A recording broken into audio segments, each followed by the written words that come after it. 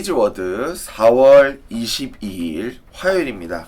오늘 우리에게 주시는 하나님의 말씀은 큐티인 본문 중에서 신약성경 누가복음 24장 45절에서 48절까지의 말씀입니다. 누가복음 24장 45절에서 48절까지의 말씀 제가 봉독하도록 하겠습니다. 이에 그들의 마음을 열어 성경을 깨닫게 하시고 또 이르시되 이같이 그리스도가 고난을 받고 제3일에 죽은 자 가운데서 살아날 것과 또 그의 이름으로 죄사함을 받게 하는 회개가 예루살렘에서 시작하여 모든 족속에게 전파될 것이 기록되었으니 너희는 이 모든 일의 증인이라. 아멘. 자, 오늘 말씀의 제목은 너희는 이 모든 일의 증인이라 라는 말씀으로 하나님이 주신 말씀의 은혜를 함께 나누겠습니다. 여러분, 어제의 이야기에 이어서 이 예수님과 엠마오로 향했던 두 제자들이 집에 머물러서 식탁에 교제를 하고 있어요.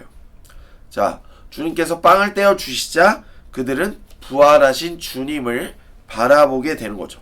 아, 내 스승님이시구나 이렇게 보게 되는 거예요. 그런데 제자들이 뭔가 이상합니다. 정말 내가 아는 그 예수님이 맞나 의심하기 시작하죠. 그래서 38절 말씀에 주님께서 너희가 어찌 두려워하여 마음에 의심이 일어나느냐라고 이렇게 주님께서 말씀하고 계세요. 이어서 예수님은 못자국 난 손과 못자국 난 발을 보여주시죠. 내가 그 주님이 맞다. 그런데 제자들은 그 못자국 난 손과 발을 보았음에도 이 사람이 내 스승님이 아닌가? 긴가민가? 아직도 믿지 못해요. 그리고 예수님께서는 이제 구운 생선을 가져와라 해서 생선 한 토막을 드십니다. 그때 바로 이제 제자들은 이분이 우리가 알았던 그 주님이구나 라는 것을 조금이나마 깨닫게 되죠. 주님은 아직도 긴가민가 이해하지 못하는 제자들에게 부활의 기쁨을 알리고자 이렇게 말씀하세요.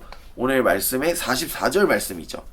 또 이르시되 내가 너희와 함께 있을 때에 너희에게 말한 바 곧 모세의 율법과 선지자의 글과 시편의 나를 가리켜 기록된 모든 것이 이루어져야 하리라 한 말이 이것이라 하시고 라고 이렇게 나와 있어요. 여러분, 여기서 모세의 율법, 우리가 아는 이제 창세기, 출애굽기, 레위기, 민수기, 신명기, 이 유대인들이 중요하게 여기는 모세 오경이라고 말하고요. 그 다음에 여러 예언자애들, 예언자의 글, 이사야, 예레미야, 에스겔, 12소 예언자들, 또 시편의 글을 통해서 예수님은 십자가의 고난과 죽음을 알려주시고 부활을 알려주시고 예수님이 바로 하나님이 보내신 그 구원자 메시아이시라는 것을 계속해서 알리시고 그 말씀을 정말 성취하셨어요. 약속을 지키신 거죠. 여러분, 이제 주님은 약속을 지키셨는데 이것을 이제 우리가 어떻게 받아들이냐가 중요합니다. 하나님의 말씀을 단순히 이해 차원을 넘어서 이것을 어떻게 내 마음 깊숙이 받아들이냐가 더 중요하죠. 여러분, 우리가 주님의 말씀을 옳고 이 말씀은 정말 옳으시지, 또 이 말씀은 정답이지 라고 받아들이려는 그 마음이 우리에게 있어야 돼요. 이 사실을 그냥 믿지 않고 그냥 받아들이지 않는다면 목사님 그냥 그런 거 같습니다, 별 감흥이 없는데요 라고 말할 수 있죠. 그렇게 계속 이제 가다 보면 우리는 주님을 그냥 역사 속에 그냥 위대한 성인 중 한 사람으로 그릴 수밖에 없습니다. 그러나 여러분, 우리가 믿는 그 주님은요, 역사 속에, 단순히 역사 속에만 있는 인물이 아니시죠. 그분은 하나님의 아들이시고 구원자이십니다.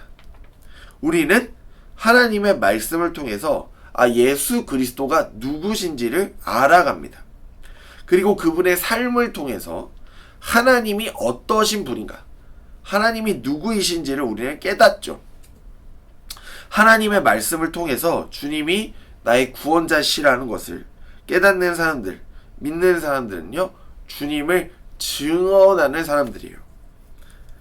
자, 여러분, 어떠한 사건, 우리가 뉴스에서 어떤 사건을 봤을 때, 우리가 어떤 드라마나 영화를 봐도 증인이 나오는 이제 법정 드라마 이런 영화를 보면 증인이 매우 중요하다는 걸 알 수 있어요. 증인이 중요한 이유는 뭐죠? 자신이 경험한 사건, 자신이 목격한 사건들을 진심으로, 사실로 전하기 때문에 중요해요. 그게 있어야 입증이 되거든요. 그래서 여러분, 증인의 증언은요, 어떤 법적인 효력이 있죠. 여러분, 예수님의 제자들 뿐만 아니라 오늘 우리도 예수님을 증언하는 사람들입니다. 증인입니다.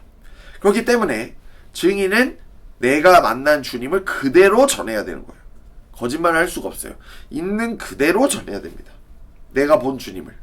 그래서 내가 만나는 주님에 대해서 사람들 앞에서 고백하는 것이 우리는 이제 다른 말로 간증이라고 하죠. 내가 만난 하나님은 이렇습니다. 이렇게 고백하는 게 간증입니다.